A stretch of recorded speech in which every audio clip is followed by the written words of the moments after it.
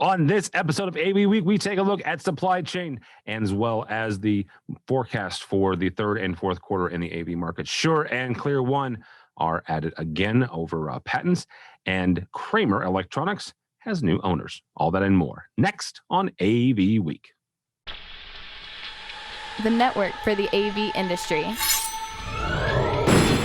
What are you listening to? This is AV. This is AVNation. This is AVNation. This is AV Week, episode 495, recorded Friday, February 12th, 2021. Continuity. Support for AVNation is brought to you by Atlas IED, innovative audio solutions for every business environment, and by FSR, and by Draper, focused on innovative solutions.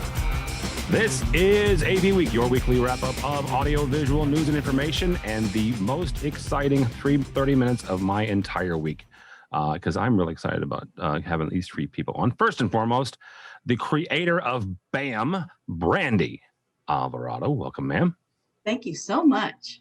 Real quickly, tell people what BAM is and where they can find you. Well, BAM Marketing and PR Agency is a company I just barely started, and it is a consultant marketing services company. So if anybody needs help with their website, social media, content creation, and anything marketing related or press related, hit me up. You can find me at bammarketingpr.com or on social media at bammarketingpr1. All right, very good. I know that I'm doing this different or backwards, but I was excited because, first of all, her logo is really sweet. So, and we'll do it again at the end. Also has his own company. Actually, all three of these folks do. So I'm excited about that. Brock McGinnis, how are you, sir? Very well, and glad to be here. All right, very good. Well, actually, I'm glad to be in my background, Tim. I was going to say, Brock is up in Toronto, which of the four of us, he is only colder than me. He cannot. I can't beat California, even Northern California, which is where my Uncle Richie is. Rich Fragoza from Fragoza Design. Welcome, sir. Speaking of which, yeah, mellow West Coast greetings. I have to say I do not envy your guys' weather right now. And the best thing about Brock is being the most interesting man in Canada. He can be a man of few words, and we all just listen in rapt attention. So I'm glad to be here. I'm glad to be on the commercial show. It's been more than a minute. So it has been. It has been. We've tried a couple times, but he is a very busy man these days. So first story comes to us actually from our website. The Kramer Electronics has got sort of new owners. Fortissimo Capital Fund has acquired a controlling stake in the electronics manufacturer.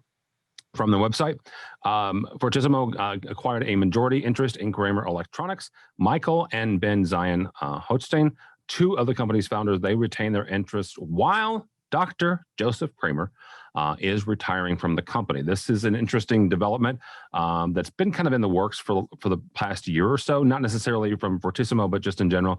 Dr. Kramer has been kind of laying some things down and laying some responsibilities down. They got a new CEO about a year or so ago. So this isn't exactly, I'm not going to say it was telegraphed, but you know, it's certainly Dr. Kramer retiring was kind of known. Brock, we'll start with you on this. When it comes to the overarching, not just legacy of Dr. Kramer, but from Kramer's global footprint and the impact this is going to have, what does this mean for the industry and for Kramer from a worldwide perspective? This is continuity, which is fantastic. So the part of the story I was most interested in was that the Hochsteins stayed on. And the Hochsteins have been the kind of the business mind, and as I understand it, a good chunk of the financial wherewithal behind the Kramer empire for a long time. And I had the pleasure of meeting with Michael Hochstein in my offices a number of years ago. These are not passive investors. These are very, very smart gentlemen, very engaged with the growth of the company. And the fact that they found a private equity firm that would pay Dr. Kramer and his family out of their shares and carry on the business is great. It's a good indication of, if not the present, then the future health of our industry. Oh, very good point. Brandy, when it comes to, succession plans and any sort of change when it comes to, businesses, leadership at the top, there can be the tendency for uncertainty. How do we how does Kramer, not we, how does Kramer kind of navigate those waters? I would say probably in the next year or so, to make sure to, assuage any uncertainty or any nervousness, both here in the States, but also, globally. Yeah, that's always a good one. I've been through a couple of mergers and acquisitions, and I always think it's, the best thing you can do to your employees and to, your customers and constituents, if you will, is communicate. Tell us what's going on. Tell us why, Fortissimo is a great company and how it's going to enrich Kramer and whatnot. And reading up on this, I think, Fortissimo has like a $1.6 billion portfolio, 50 tech and agri-tech type companies. So it can only be a great way to fortify, the Kramer brand even more. But for me, like I said, I've been through companies sort of perpetuating leaders. And I think the best advice for me, at least, is just communication. Let people know what's going on and what to expect. And I think that's the best recipe. All right, Richie, let's take a look at this from a technology and a product standpoint. Dr. Kramer had been at the head for the last 40 some odd years. He is stepping down. So ostensibly, you're losing kind of a mind share there. You're losing a well of knowledge. Two of his sons, at least, do still work there. Yuval, who I know kind of well at doing interviews and stuff like that.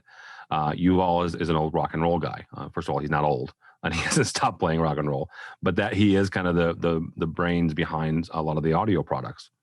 When it comes to a roadmap and when it comes to laying out new products going forward, Dr. Kramer is gone. So how do they kind of fill that void, as well as create a runway for products moving forward?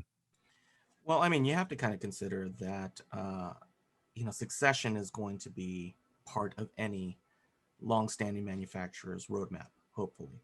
I mean, I was 11 when Dr. Kramer started the company, from a context standpoint, right? And there are companies, typically when the name is, on the shingle, that you have to consider the cult of personality. You have to consider the visionary behind it. And you've seen the coin toss go either way. You've seen, Dr. Felstein's an example. Crestron carried on the mantle. He was absolutely the visionary who created an iconic manufacturer. And that's one side of a succession plan, and having the right people in place and encouraging the right people to continue the vision. You also have the flip side where, a company that was near and dear to my heart that really is no longer out in name anymore, called Runco. Sam Runco was the driving force behind Runco projectors. He was that visionary. And that transition, when Planar acquired them, that wasn't as necessarily as fully executed. Again, my feeling is, for the companies that started it, for the people who started it, good for them. They put a lot into those companies and are unheralded. We talk about the successes, but we don't always consider the sacrifices that were made getting to that point. And so the first thing for me is, congratulations on a job well done. I mean, you made a mark. The next part is you hope that the corporate culture has identified the people and promotes it. And so I think with a company like Kramer, I think they're on the right path. I think that especially now, and we will no longer use the word unprecedented, but in unprecedented times, we're going to see that where they're moving from a technology standpoint and a product standpoint, we're gonna see it's gonna be pretty healthy for them. I think they're gonna have the ability to. There's gonna be a time period where innovation is going to be required, but right now they can focus on keeping consistency while innovation starts to rise up underneath. Thanks so much for watching this first segment of AV Week. To check out the rest of the episode for free, click on the link below or go by the website, avnation.tv. That's avnation.tv.